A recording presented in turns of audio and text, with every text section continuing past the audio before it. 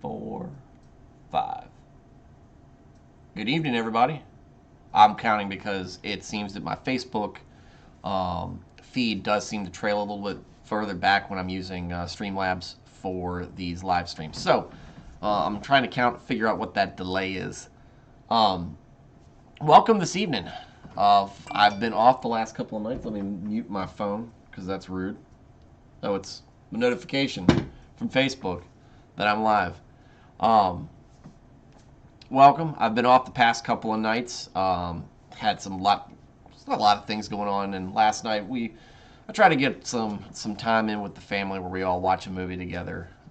It's kind of a tradition in the house that I started because it seems like kids these days don't watch movies. At least my kids don't seem to like movies as much as I did as a kid. So just getting that time for them to pause and focus on something long enough to get a story from beginning to end, I think is important, and it gets us all some time together. It'll get some time for us to introduce them to classics as they get older, because right now they're really more interested in kid stuff. So they usually, when they come up into the man cave, which is where I film these things. I'm gonna do this live streams. These we set them up on the couches, and we all kind of have a sleepover together, and it's pretty cool. But it does interfere with my ability to stream because I need all this light, right? And I don't have it. I need that light, and they need their sleep. So it's just one of those things where we got to have two things can't exist. So I might not do streams on Friday nights when that's going on. If they're sleeping somewhere else, I'll still do it. But for the time being, we'll do it that way.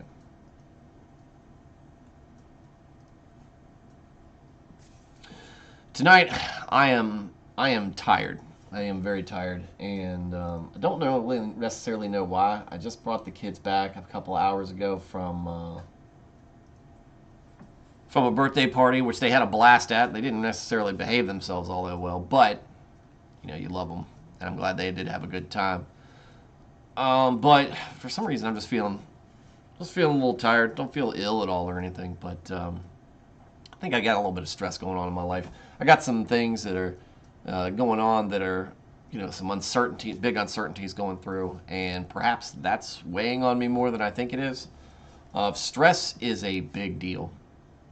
And you probably don't have. You're probably very familiar with how dangerous stress can be. It's something that's talked about often in the news and day-to-day conversations, wherever. Stress is difficult. Stress is just a difficult thing to deal with. Whether you're dealing with stress for a job, stress about your health, stress about your kids, stress about just the unknown in general, stress is a big deal. And when you don't have that when you can't cope with it very well, it manifests in other ways that are really just bad for your health. But I'm feeling a little tired tonight, but I'm still going to do the stream. I owe it to you guys, I owe it to myself, because I do like doing these things. But if you're coming across the stream and it's live, give me a chat, send me a message, let me know what you're thinking as I'm going through this, if you have any input or anything to say. As you see this coming across, because like I said, this is something I'm trying to build with an interactive angle to it, where we can kind of express thoughts and get more out of these Bible readings. But back to the stress thing. When you're dealing with stress, it's a good way to turn the answer to turn to really is God, and it's a difficult thing to do. What I normally find out when I'm having a little bit of, some doubt, uncertainty, stress, and that kind of things. I pray for it. I ask God to kind of, help me through it. And oftentimes that helps, but to me it seems very temporary because, if it's at night, if, I'm dealing with it because I'm just trying to get some sleep or whatever's going on, it just seems that, it's going to crop back up again. And again, stress wears on you, and it's a difficult thing for anybody to deal with. Some people do deal with it better than others. I think, like I've said it before, my wife, she's great at dealing with stress and putting it on God as her rock to lay those stresses on and get past it. Now it doesn't work for everything she does, but she seems to get by her stress a lot better than I do. So, like I said, it's just something that's wearing on me right now, and it is what it is at this point. Just don't let it get you down. If you're dealing with those things, I'm not letting it get me down, at least not in this aspect. And you your uncertainty is always temporary, but it's a difficult thing for some of us to deal with. Me, I can't stand any type of uncertainty. I like to know, and I like to get to the point where I do know about something. So, with that said, we are going to get into tonight's discussion, and we're still with Abraham. When we left him last time, he was having some problems. He was making some decisions. His wife couldn't get pregnant. She couldn't get pregnant, and so she came up with the brilliant idea of having him sleep with their servant. Now, he married her first, according to Scripture. He married her first. But as expected to anybody who's been in a relationship before, it didn't work all that well. And all of a sudden, the other woman, Hagar, is, feeling pretty good about herself. She's got this, pretty important guy, Abraham. And she's got his only kid. And she's also married to him now. So she went from being Sarah's servant, his wife Sarah's servant, to now she feeling like maybe they're on equal footing, or maybe even Hagar has a leg up on her, and she's kind of being, and maybe she's being like that, or maybe Sarah's just thinking about it. But the Bible does say that she was kind of holding Sarah in some contempt, some form of contempt. And Sarah didn't like that. So she goes running to Abraham and she says, "Hey, you did this. You need to fix it."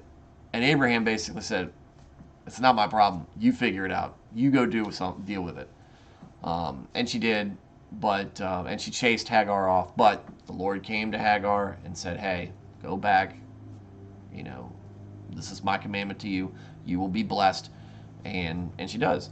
And she does what she's told, as we're seeing a lot of at this point. It's not something we're really used to seeing in the Bible. Noah listened to God, and Abraham's listening to God, and ain't a whole lot of other folks doing that. But Hagar listens, and she goes back, and then God makes a covenant with Abraham. He's talking about these promises. It's not the first time he's made these big promises to Abraham, or at least told him about this covenant he was making with him.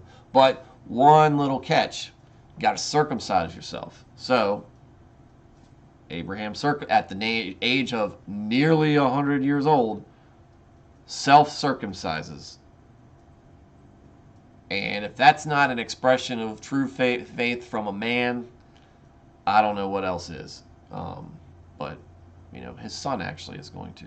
His son's actually going to may have another test of faith, and we'll read about that when that comes through.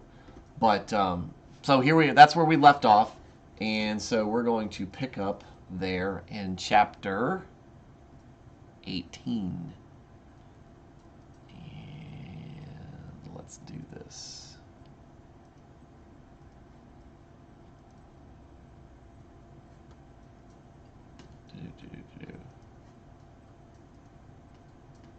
It's not wanting to share right now.